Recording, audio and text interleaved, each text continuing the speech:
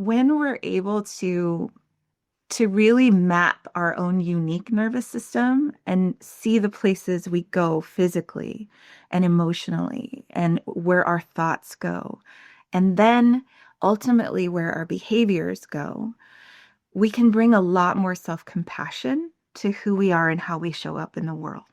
Welcome to Talkin' Shit, the podcast where we get real about the unfiltered truths women face in the quest for perfection. I'm Jana, your host, a dietitian and fellow woman navigating the pressure to have it all together, the perfect body, career, relationships, and making it all look effortless. Who set that standard anyway? Here, we're calling out the diet fads, hustle culture, beauty standards, and everything else that keeps us feeling stuck. But we're not just venting, we're diving into how to break free and rewrite the rules on your terms. So grab a coffee or a glass of wine and let's talk some shit. Together, we'll uncover how to live a life that's unapologetically yours. This is Talkin' Shit. Let's dive in. Welcome everyone to the Talkin' Shit podcast. I have Kim back with me because you all responded so well to Kim's first episode on the nervous system. And Kim, like I shared before we started recording, you did a fantastic job of teaching us and becoming more aware for our own self. And I think there's so much power when we are able to identify what we need and then to be able to give ourselves that. So we're going to dive into a topic that's a little new to me and maybe to you as well. But Kim, thank you so much for giving of your time and your energy and your expertise again for today. Oh, I'm so glad to be back, Jana. I had such a great time last time. I'm Kim Jackson Massaro. I'm a nervous system coach, and one aspect of my life. I'm also a licensed clinical social worker in another aspect of my life. But in both practices, my underlying theory that I use is called polyvagal theory, which is about the makeup of the nervous system and how our own unique nervous system impacts the way that we relate to the world, to our relationships, and to our body. Ready to lose weight, feel in control around food, and build a lifestyle that actually lasts? The Healthy Body Collective is my monthly coaching community where you get expert guidance from me, Jana, live coaching, real accountability, and a supportive group of women who actually get it. You can click the link in the show notes to join now. See you inside. The way we relate to the world. I love how you say that. And we were talking a little bit about this idea of mapping your nervous system, which I'm so intrigued by. So, what do you mean by mapping your nervous system? So in polyvagal theory, Stephen Porges came up with a new definition of the nervous system. Traditionally speaking, the way I learned it when I was 17 in my very first psychology class, we had the parasympathetic and the sympathetic system. You had the fight or flight response and the rest and the repair response. Well, through his research and study of both autistic children and preemie infants and the development of the nervous system, Stephen Porges defined the rest and repair side, or what we call the parasympathetic side. He actually delineated it into two separate portions. He called it the ventral vagal system and the dorsal vagal system. So it's really sciencey speak for basically the front part of the development of your body and the back side of the development of your body in utero. So ventral is the front, dorsal is the back. But ventral vagal has to do with the social engagement system. It's the cranial nerves of the face and the ears, and they are what connect us to each other. So when I feel safe, when I feel connected, when I feel in an environment where it feels safe to be vulnerable, I'm generally in the ventral vagal system. And so when I'm sharing with a friend, when I'm laughing with someone, when I feel connected and safe in a relationship, I'm really in that ventral vagal state of the nervous system. The next layer is the sympathetic system, which we're all familiar with. That's the fight or flight system. It's what we have to mount in order to protect ourselves when our body senses a threat. And if we recall from our last talk, our nervous system, our brain is perceiving about 4 million bits of information at one time. And so there's something that can happen within our sympathetic nervous system that could trigger us at any moment, and we may not have conscious awareness of it. And so our body is very primed to be able to go into sympathetic response in order to protect us. But that sympathetic response, sometimes, depending on how our life is structured, how our culture is structured, it may be sent into a sympathetic response over and over and over again, so that our nervous system is sort of on the side of sympathetic response and has a hair trigger response to that. Mhm. The other portion of the nervous system that Stephen Porges defined was called the dorsal vagal response. And the dorsal vagal response is really when our body tends to collapse and withdraw. It pulls back from things in order to protect us. So when our body mounts a sympathetic response, we are doing so in order to protect ourselves. We're either going to put up our dukes and we're going to fight with somebody, or we're going to hightail it out of there. But there are moments in time where we experience something, whether it's abuse or neglect, where our nervous system is not able to fight or flee.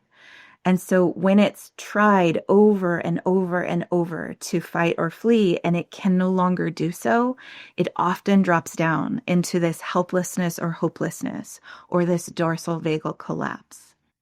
And so when we map the nervous system, what we're doing is we're actually asking questions about our own unique response to the nervous system. So if I'm in a sympathetic energy, and this is what I'll do with my clients, I'll ask them, so are you familiar with what it feels like to be in sympathetic response, this fight or flight energy? And they'll say, yeah, yeah. And I'll say, think back to a time where you've experienced that. And I want you to let me know, like, what are you feeling in your body? What are coming up? What's coming up for you somatically? Do you feel tightness in your shoulders or heaviness? Do you feel like your stomach's tense and in knots? Do you feel pressure on your chest? And so we begin to identify the unique response that a person has related to their physical sensations. We'll also dive into things like their emotions. What are the emotions that are coming up for you when you're in a sympathetic response? I often share my own nervous system mapping with my clients, and I let them know when I feel under threat, the place that I go is generally rage.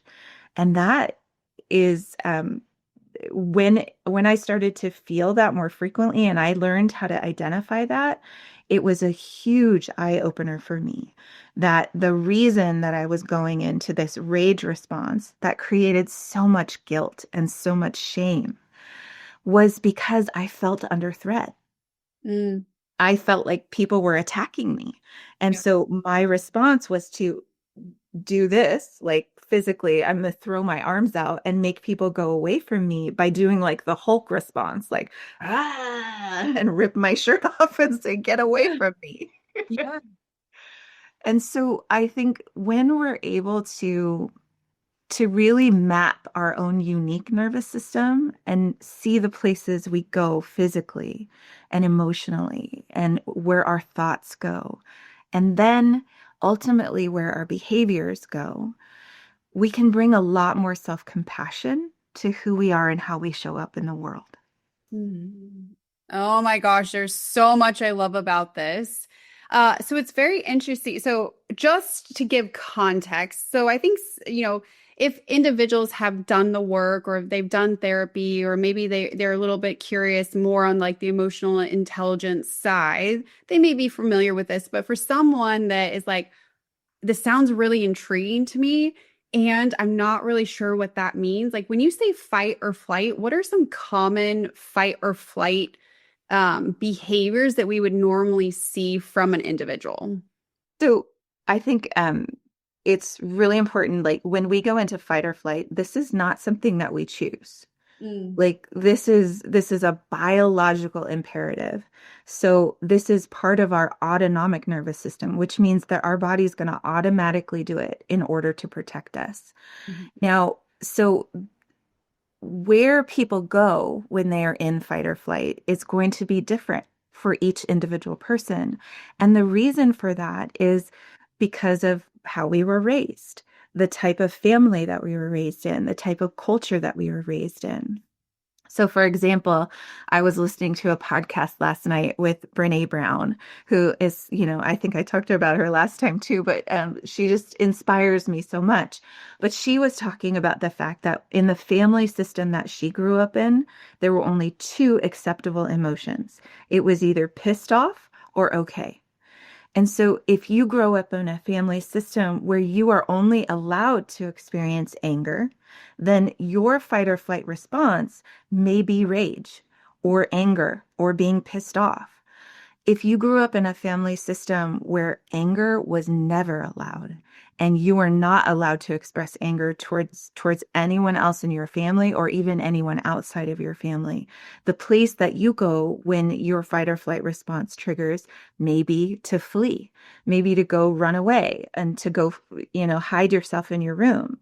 I've definitely had clients who talk about how their response to their family system growing up was to go hide in the closet, was to go find a space where nobody could find them. And it was safer for them to protect themselves in that way by getting out of the space that they were in. So I really do believe that it depends on one, it's multi-layered, right? It's your personality. Mhm. So we are born with a temperament that we don't have a lot of control over. And I did not think that that was true until I had twins. And then I saw how their temperaments were so different from each other from the very get-go. But then we are also conditioned by the family system that we're born into. And even if there is no abuse, there are still certain ways that are acceptable to respond to particular behaviors. And in my generational cohort, we were not encouraged to feel our feelings. We were encouraged to stop crying, get over it, you're fine, brush it off. And so there were a lot of emotions that were not tolerable to express in my family system. And so it can look different for every person. Now, biologically speaking, our body has a specific response that it will have. All the blood flows to our muscles to get ready to fight or flee. Our eyes open up wider. We don't have any spit anymore. We may even evacuate our bowels or feel like we have to when we're in a fight or flee response. And that is a standard biological response that we will have in fight or flight.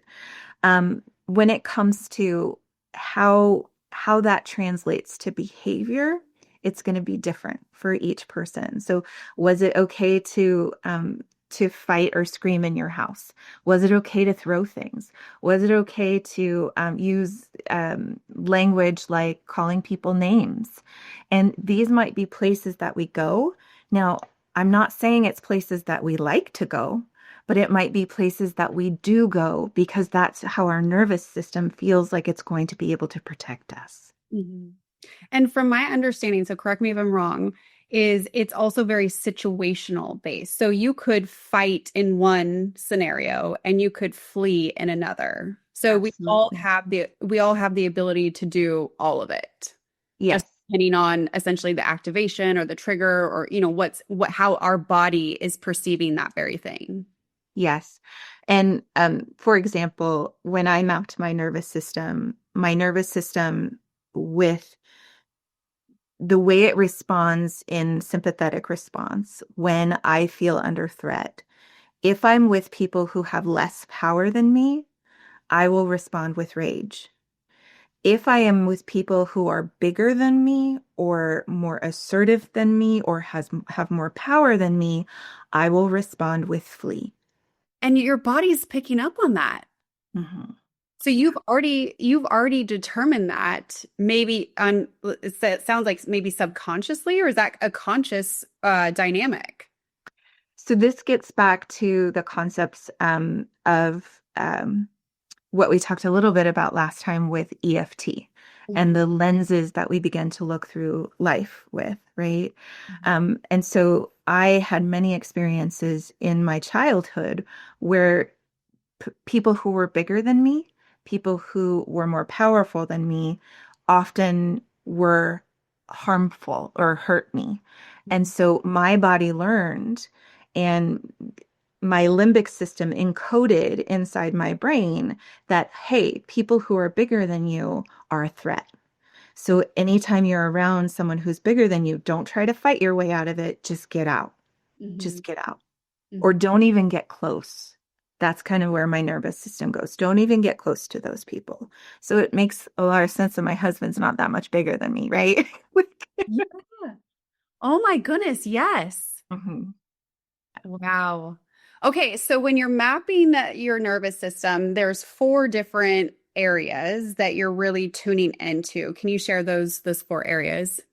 Yes. So typically when I work with people, I've tried it before where we map the whole entire nervous system, ventral, sympathetic, and dorsal, and it's a little bit too much for one session. And so now we really focus in on one section. So we'll map the sympathetic nervous system. And generally, what I ask people to do is to recall a time in the past where they have been in sympathetic energy, connect with that feeling of what it feels like. And then first, I ask them to connect with how they feel it in their body. So if you're in sympathetic energy and that feels like fight energy, what does it feel like in your body when you feel ready to fight somebody, when you feel ready to defend yourself or stick up for yourself? And so people will identify for me where they feel in their body, what it feels like to be in sympathetic energy. And from there, we move on to what the emotions are. So I ask them to feel into that place in their body. Maybe it's their chest that feels tight, or it feels heavy, or it feels like they can't quite catch their breath. And I'll ask them, so if that part of your body could tell you what emotions they were feeling right now, what emotions would they be able to identify? And so we might then go through fear or anger or discouragement or frustration or intolerance or whatever it might be. So they begin to identify the different emotional states that they're feeling. And then we move on to thoughts. So, based on these feelings that you're having in your body and the emotions that these are bringing up, what are the thoughts that then follow from these responses that you're having in your body? And really, I kind of follow that. Even though there's four pieces, I usually follow sensations, emotions, thoughts, and then behaviors, because that's generally how we react inside of our bodies when something is happening and our body feels under threat. Usually it starts with a feeling in the body, then maybe we're able to identify the emotion, and then it goes to a thought, and then the thought usually will trigger a behavior. And so we go through that. And sometimes people are able to identify a thought. Sometimes it's a little bit harder. But generally, there will be a specific fear or a specific belief, sometimes a very specific belief that is very, very old belief that may be coming up, like, I'm not going to be able to get out of this, or why does this always happen to me, or this person doesn't love me. If they did, they wouldn't treat me this way, and that's why I have to fight. And then when we move on to behaviors, we are looking specifically at things like, how do I relate to sleep when I'm in a sympathetic response? How do I relate to food when I'm in a sympathetic response? How do I relate to my phone or the television or online shopping when I'm in a sympathetic response? Yeah. And then we might even think about how do I relate to others when I'm in a sympathetic response, whether I'm having a rage attack or not. Is it my tendency to pull people in when I'm in a sympathetic response, or is it my tendency to push people away? Or is it my tendency um, to flee from people? Just it doesn't even feel safe to be around people. And so I'm just going to go be a hermit somewhere. And so what this helps me do in my coaching with my clients is to really understand like these are the places that my body tends to go when I'm in a sympathetic response. And so what it does is it gives us a lot of information that we can use to then bring in some of those somatic techniques that we talk about in order to address the physical sensations in the body, in order to do a deep dive into that belief that you've just identified in your thoughts so that we can trace that belief back down to some of the origins of where that belief first began. Yeah. It sounds like so much more understanding can be created versus more shame, guilt, criticism when you can truly like map your nervous system and understand the sensation to the emotion to the thought to the behavior.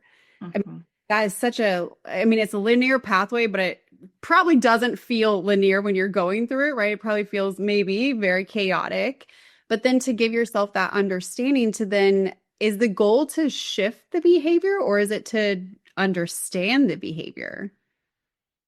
So when I map the nervous system with my clients, my goal is really to bring insight into the process. And then what I usually like to describe, and of course I love to use my hands when I talk, but so I always tell my clients when we're able to identify our body sensation and our emotion, then we can identify the thought that goes along with it. Sometimes what we're able to do by understanding this is we're able to build a space between the thought and the behavior. And within that space that we've created by bringing in understanding, we can add some self-compassion in there Mhm. and help um, interrupt the process where we've been feeling guilty or ashamed or criticizing ourselves or having really negative inner critic voice. Mhm. We are able to introduce that space in between the feeling and the feeling and the thought before the behavior comes. And so by introducing that space of self-compassion, it gives us more time to think about and introduce a new behavior Mhm. before we reach out for old behaviors. And so by introducing that self-compassion, it gives you an opportunity to really bring in the opportunity to change. Now, no one says you have to change, but if you want to, now you have the space to be able to think about it or to be able to introduce a new behavior. So this is really curious to me because a lot of when I start working in the compassion space with individuals, like compassion around the body and compassion around food, even there's a lot of pushback that I can't be compassionate towards myself because it will, like, I'll lose even more control. How can you use compassion, or why is it so powerful, I should say, to use compassion in this space, um, just in general? I think I think compassion is the number one thing that we have to bring to ourselves when it comes to first identifying what's happening within us and to being able to bring any sort of change. People don't come to us as coaches unless there's something about their lives that they want to change. Okay. And so when you want to bring change to your life, you can't knock yourself over the head and be like, God damn it, change. Sorry, my language. God, Full talking shit for a reason. right? But like you can't continue to beat yourself over the head because if that worked, we would already be where we want to be, right? And and so compassion, I think, and I think I brought up Gabor Mate last time. Gabor Mate has a protocol he calls compassionate inquiry. And compassionate inquiry is really the idea of I'm going to look at the particular behavior that I'm struggling with, and I'm going to reflect on what is it about this behavior that is serving me in some way. Because I did not start this behavior. I did not start using this drug or this alcohol or this food or this gambling. I didn't start it because there wasn't a need to feel a certain way. So why did I need to feel a certain way to begin with?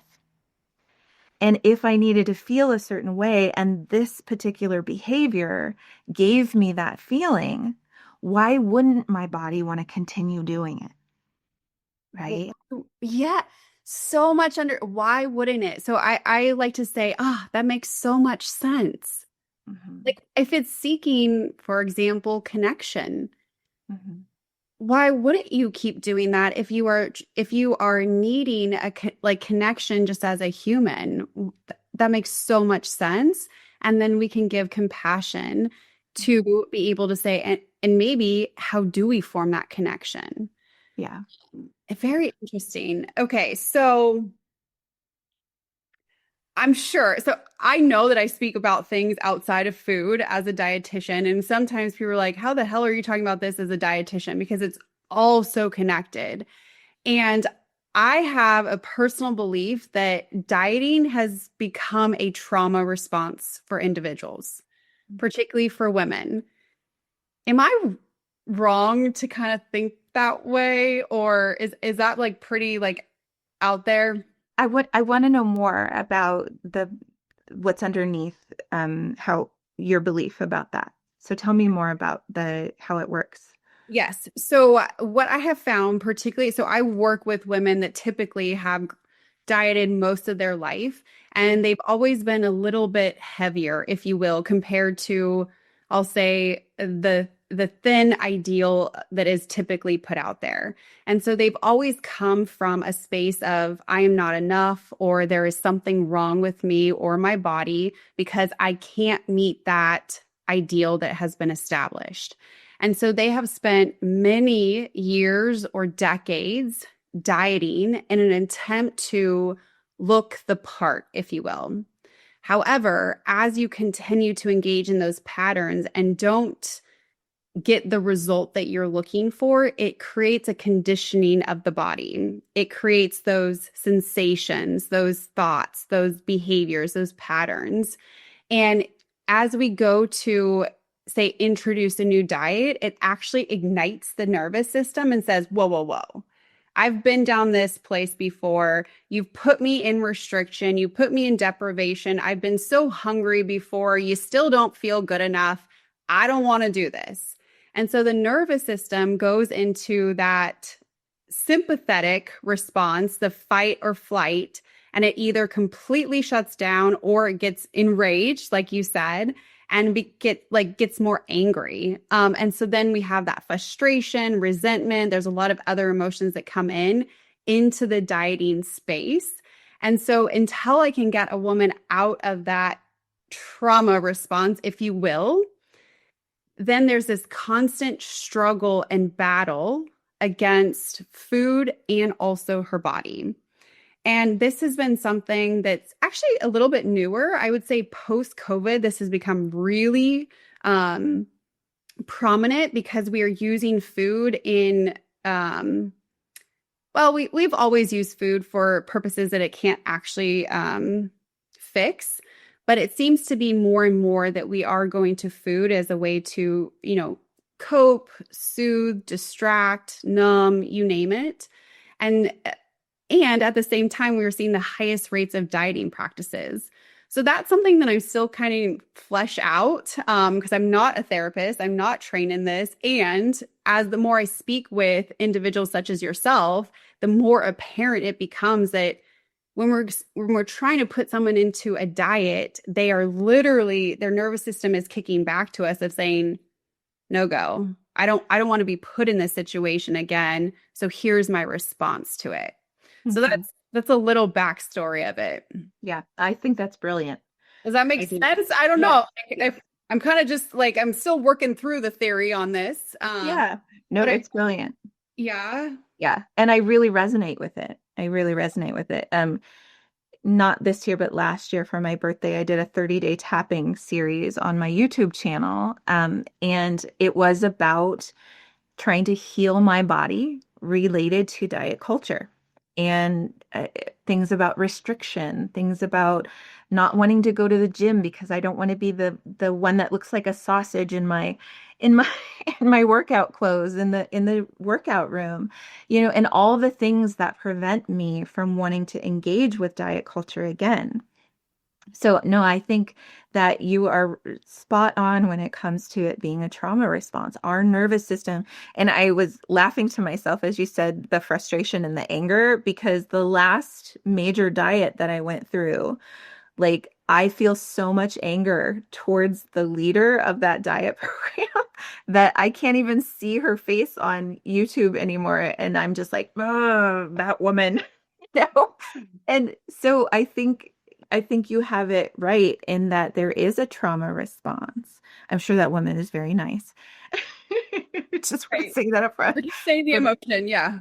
yes, but for me it was like um and so when I think about this, when I think about it in terms of what you've said and diet culture being a trauma response, I I think there are many, many women who may have experienced something similar, but all the way down to the time I was 5 and 6 years old, and I was not able to fit in regular clothing and had to get bigger sizes. I was already getting the message as a child that there was something wrong with me and that I wasn't enough because I wasn't wearing regular clothes. And so these messages go way, way, way, way back for many of us about never meeting the standard that society has put in front of you to meet. And that is a trauma response. Then you have moments throughout your childhood where you're told things like, oh, you'd be so much prettier if you lost so and so pounds. Oh, you'd be so much prettier if you wore your hair this way. It would make your face look so much slimmer or whatever. So there's moments through time that stick with us. And there's a part of us, right? If we go into something like internal family systems, right? There's a part of us that wants to be loved genuinely for who we are, no matter what size we are. And there's a part of us that wants to be thin and beautiful like the girls on the magazines. And those two parts of us begin to have a war with each other inside of us. And who's going to win? Mhm. The part that is the loudest, the part that says, no, I'm going to do what I want, that's the part that wins. And so you're right to say that when people start on any new diet or any new eating protocol, they are having a war inside of themselves. This part that wants to manage their behavior, and this part that in internal family systems they call a firefighter. And what do firefighters do? They come in and they put water over everything, and it ruins everything, really, which is what can happen with dieting is we call it sabotaging ourselves. But what really it is these parts of us inside of ourselves that are saying, I don't want to be restricted. And the other part that says, well, if you want to be thin, you have to be restricted. And the war and the battle that goes on in our psyche because of that and our nervous system. I think you just made sense of a lot of things that don't make sense for a lot of women because so many, like how I hear it, is that battle is so exhausting for them and they don't know why. And now it makes so much sense is because you do have two parts of you that are colliding and seeing which one can ultimately win. And so I'm assuming that part of the way that we integrate those two parts would be through that somatic work as well. Or is that what you would suggest? Or how can someone really work to quiet that inner battle? Yes. So, of course, somatic work is what I love and what I do, and what I have seen to be the most transformational when it comes to integrating parts. We want to give a voice to the part that doesn't want to be restricted. We want to give a voice to that part. And a lot of times we don't. A lot of times, well, and I don't know about the women that you work with, but I know for myself, I've struggled with weight my whole entire life as well. And I cycle through periods of, oh, well, I've gotten too big. I need to restrict myself. And then having that fight that goes on in my head. And so this concept of learning how and why my nervous system responds in that way when I'm thinking about restricting myself and bringing that concept of self-compassion into it and saying, okay, yes, it sucks to be restricted this way, but you also don't feel good when you weigh more than you want to weigh. And having the conversation internally with yourself and saying, look, I get it. This really sucks. Like having to restrict ourselves, or maybe even having a conversation with yourself of maybe I don't need to restrict myself as much as I thought I needed to. Maybe I can make space or room for a bite here or of something that really brings me joy, but to really spend the time in savoring the joy that that bite brings me, not feeling like I have to eat the whole entire cake, just having a bite of cake because I want that moment of being able to savor the chocolate instead of condemning myself for not being good enough at restriction too, right? Giving myself the compassion to say, I'm allowed to find joy in life. And sometimes joy comes through food. Mhm, absolutely. Hmm. But I also want to recognize that if I am in a sympathetic response or I'm in a dorsal vagal collapse, that the way that I'm relating to food may simply be about soothing myself or nurturing myself or making myself feel less alone. And if I'm using food in that way to nurture or soothe or make myself feel less alone, and is it really about finding joy in the food? Or is it really being able to find a place of comfort for myself when I don't know where else to go for comfort? Can we speak a little bit more to that in the collapse aspect? Because I think you described it as the feelings of hopelessness or helplessness. And then I kind of heard like where that victim mentality comes in, which I've never been able to find a word other than victim, because I think most of us know what that means or can feel like. But essentially, it is that hopelessness or helplessness. And a lot of people are feeling that way right now. How do we start to support and be kind with those emotions? I think you're right in saying that there's a lot of us that are feeling a dorsal vagal collapse right now. We're feeling a a sense of helplessness or hopelessness about our ability to make a change in multiple areas of the world right now, um, including sometimes ourselves and our body. And when we get to a point where we feel that kind of hopelessness or helplessness, um, what it means, I don't like to use the word victim. I agree that there needs to be a better word for it than that because this, again, is your body's automatic response to a period of time that has been so stressful or so overwhelming that your body no longer has the energy to be able to put into the fight or flight anymore. And now your body has to collapse into this dorsal vagal response in order to reserve any energy that it has left. And so the collapse is there to protect you, to keep you safe, and to keep you alive in moments where you feel overwhelmed by the stress that's taking place. And so it is really an adaptive response, even though it feels like we might be in the middle of feeling victimized. It really is your body's way of continuing to protect you, just in another way. Mm. The way that we know from polyvagal theory to get out of a dorsal vagal collapse is that we have to begin to bring energy to that part of ourselves again. Because the way that polyvagal theory um, has been utilized and discussed is that they really talk about it as a ladder.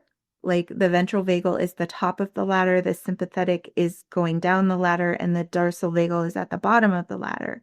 But the way that it works is that to be able to climb the ladder, you have to go through sympathetic response again. And so you have to be able to mobilize your body in some way in order to be able to get back up to ventral vagal response. Mm-hmm. And what that might look like for people is going for a walk. It might look like um, doing some yoga, gentle yoga. It might look like having a little dance on your own in your living room with the song that you absolutely love every time you hear it.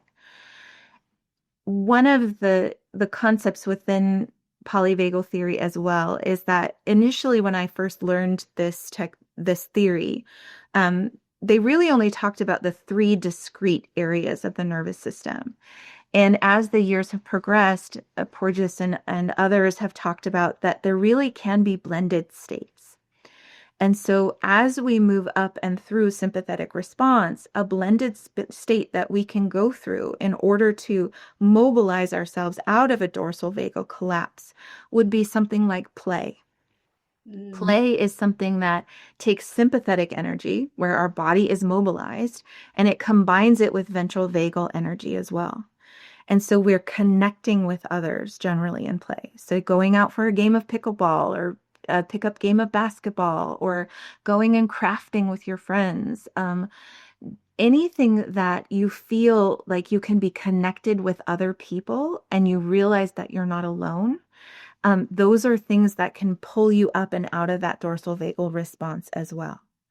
But finding something that really speaks to your soul and speaks to you as something that is engaging and fun and that you want to do, not something that you're having to do just because, right? And so if a walk is not your thing, if going for a bike ride is your thing, choosing the thing that makes you feel like a little less dorsal vagal energy, Right. right? And it can be little stair steps that we make up the ladder of our nervous system's response. Mm-hmm. I really enjoy how you say bring energy to it. But it's, I will say, this is the part where I really resonate when individuals say it feels hard. Because when Mhm. you're feeling helpless or hopeless, it is hard to bring energy to that space. So, Mhm. is there anything that you recommend in particular? Because what I heard you say is that just gave us permission to have a lot more fun in our lives. And that's Mhm. something that for many reasons, fun or play has been taken out of our daily routines or even our weekly routines. So if you're feeling that way, it sounds like in order to bring that energy, it's finding those outlets that have no purpose, and I'm air quoting that, other than to bring fun and joy to your space And connection. and Yeah. connection. Yeah. Yeah. Um, I do agree that sometimes it's hard to get ourselves out of it. So some of the mobilizing things that you first have to do might be very quiet mobilizing things, like reaching out for a meditation, reaching out for music to play for yourself that generally will help your lift your spirit a little bit. Mhm. Um, Not to go too woo-woo, but Esther and Jerry Hicks and Abraham Hicks are some folks that I've listened to for years, and they talk about that there is a um, oh the last time I saw the picture of it, it was a spiral of emotions. So it's like the very bottom of the spiral is despair, and the very top of the spiral is bliss. And sometimes you have to work your way through the spiral of all the different emotions to be able to get back up to the feeling of joy. But as you're able to do that, you might work through, despair up to anger or up to rage or up to ennui or whatever it is. I can't remember the scale right now. Yeah. But sometimes you have to allow yourself to take little baby steps to be able to get to the point where you are then able to engage in something like play or playfulness. So it really speaks to that idea of bringing that self-compassion in again and being gentle with yourself when you are feeling like you're in dorsal vagal collapse. I have a technique that I often use with my clients called heart math, and I think we touched on it last Yeah. time. Mhm. But if you're in a dorsal vagal collapse, allowing yourself to spend 3 to 5 minutes in a heart math space where you're just breathing in and out for a count of 6, and you're just bringing breath. And then you're allowing yourself to visualize your heart space, and allowing yourself to visualize your heart expanding and then softening and expanding and then softening. And then allowing yourself to just bring in something to mind, bring something to your mind's eye of something that you can appreciate. It doesn't even have to be something that you love or you felt really super great during, but just one thing that you can appreciate is enough to bring your body, both your heart and your brain, into coherence.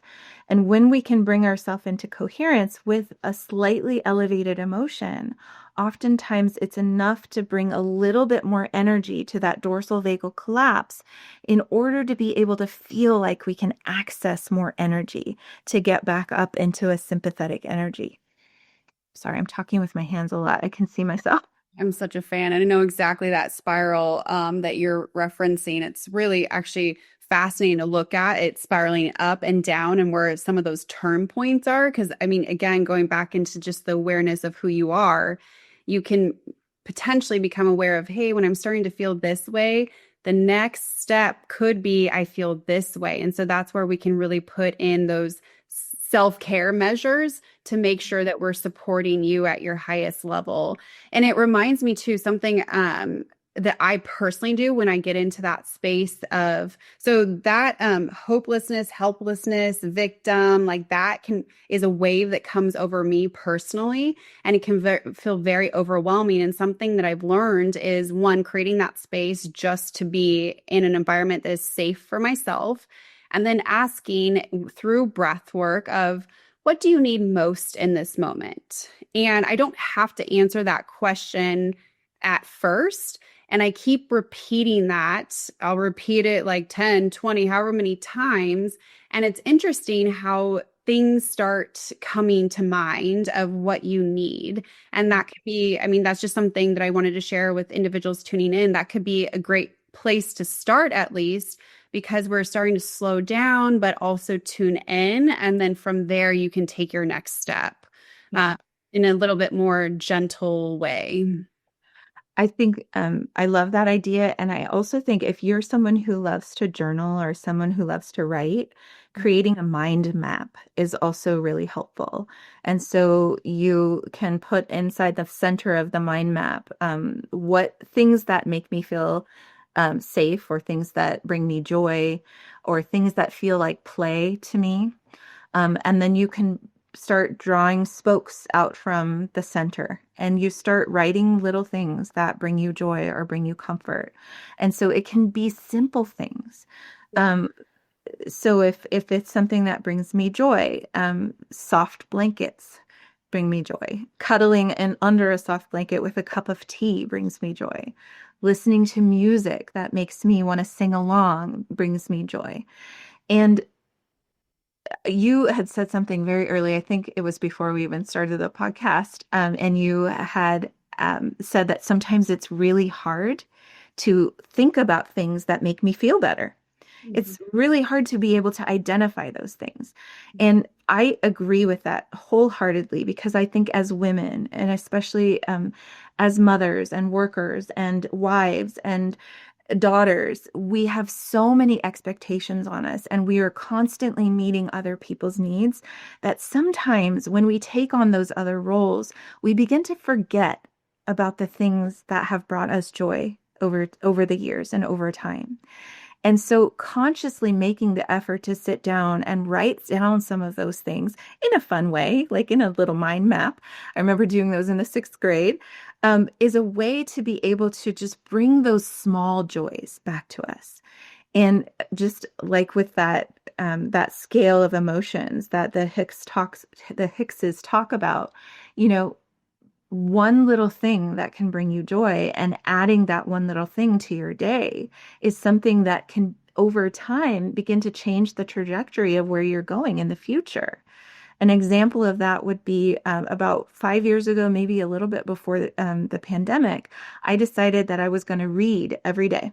It didn't matter how much I was going to read or what I was going to read. I was just going to put it on my schedule. Like, I'm going to read every day. And at one point, I was reading 3 or 4 books a week because I had put it on my schedule, and it was feeding my soul at the time. And now I'm sort of moving towards music, and I want to listen to music because music is feeding my soul. And so I'm pulling those things out of ways that I'm supporting my wellness, supporting my well-being. And I begin to build those into my day so that I know that there's going to be a moment where I'm going to have some enjoyment in what I'm going to be doing that day. And for me, that music feels like play. Mhm. And so being able to identify those things for ourselves over time, and what looked like play to me in my 20s might not look to me what play looks like in my almost 50s, but I can begin to create a map for myself so that if I am struggling, I can pull that map out and be like, oh yeah, I forgot how much fun this is, or I forgot how much this brings me a feeling of being comforted or soothed in a moment that I'm struggling. Yeah. What I love most about this is I truly think we're actually talking about self-care versus what self-care has been marketed to us.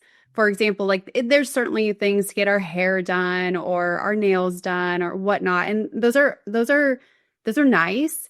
Mhm. And they often still miss the mark of true self-care. And these are all things that you have shared with us that really don't cost anything, but they're an opportunity to bring that fun, that joy, that safety, that lightness, essentially, to really move you up in that emotional spiral to just feel better. And that's so important. And it is part of daily or weekly routines. It is very much so necessary. Yeah, I agree. I think and I agree that anytime you're looking about changing a behavior, whether it's your weight or a certain behavior that you have towards another type of substance or with in between a partner, that whenever you're trying to bring in change, it's really important that you also layer in self-care, ways that you are taking care of yourself, because it is really hard to change behavior. Yeah.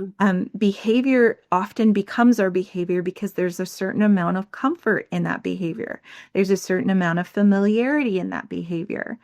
But I was telling a client the other day, just because it's normal doesn't mean it's healthy. Just Mhm. because it feels normal doesn't mean it feels safe. Mhm. And what we're trying to do is we're trying to bring more safety, more health, and more wellness to our lives. And when we're doing that, when we're trying to make that change, self-compassion is a critical component of being able to do it successfully. Because otherwise, it's so easy to drop down into that dorsal vagal collapse and be like, I'll never get there. I'll never be what, I dream of being, Yeah. because it's not happening fast enough, or it doesn't look exactly the way that we thought it would. Mhm. Yeah. Yeah. Gosh, Kim, I really could record like 2 hours with you. I like there's so many layers to this, per usual with being a human. There's so many nuances. And I really love that just the opportunity to be able to speak to those nuances because it's not black or white. It's not all or nothing. It's not this way versus that way. There's so many layers to it. And for the individual to create what their layers look like, right? And just to be aware of that and compassionate to that. I mean, you just see the transformation happen when we can really get into that space. So I thank you for being willing to speak to that. Absolutely. As you can tell, I love talking about this. Yeah, yeah. That's a good thing. We want that. Yes. Yeah. Yeah, I do, because it was so transformational for me.